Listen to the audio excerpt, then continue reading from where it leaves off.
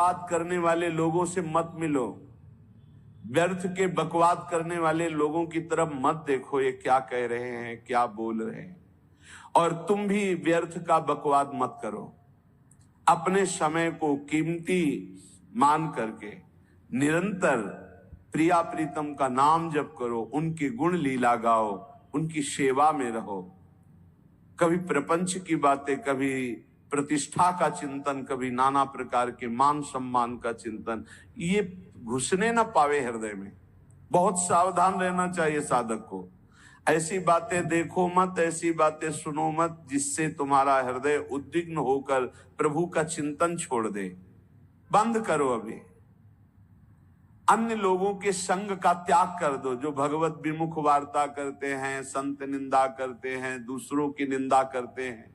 कुछ हाथ नहीं लगता, ये लोग दुर्गति को प्राप्त होने वाले हैं।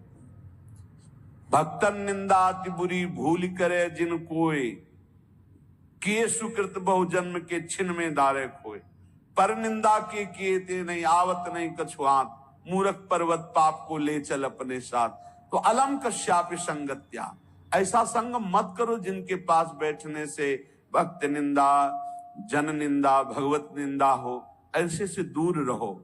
अलम बंद कर दो ऐसे लोगों का संग। रात दिन हम श्यामा श्याम का नाम जप करेंगे, श्यामा श्याम के लीला गुण गाएंगे, श्यामा श्याम के ही धाम का शोभा का चिंतन करेंगे। जब तुम अपना जीवन श्यामा श्याम के चरणों में न्यौछावर कर दोगे तो पूरा भार श्यामा श्याम ले लेंगे और तुम्हारे हृदय में मस्ती आ जाएगी। जो ऐसा निश्चयी होता है, दृढ़ निश्चयी, उसके अंदर दृढ़ विश्वास, तो उसके हर समय भगवान की स्फूर्ति होती रहती है। भारी प्रतिकूलता में भी भगवान का सानिध्य अनुभव होता है। वो अनुकूलता में तो भगवान के दुलार को देखता है, लेकिन प्रतिकूलता में भगवान की विशेष कृपा को देखता है। ये संयोग, ये वियोग, संसार की ये द्वंद्वमयी वृत्तियां भक्तों के हृदय में नहीं चुभती।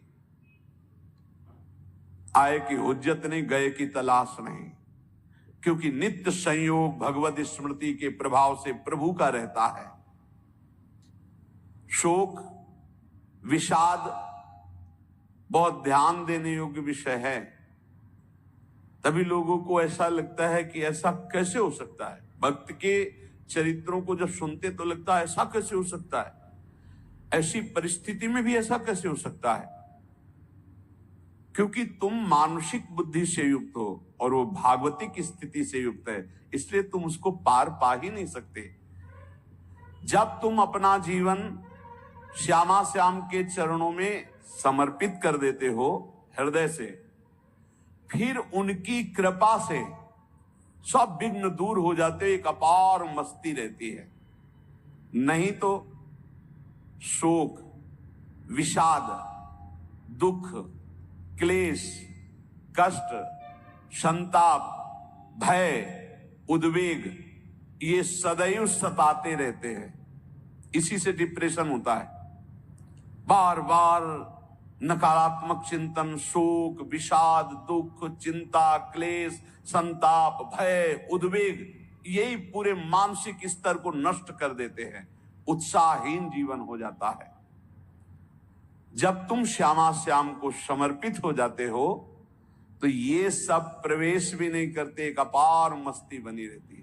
अब क्या होगा? श्यामा श्याम जो करेंगे वही होगा।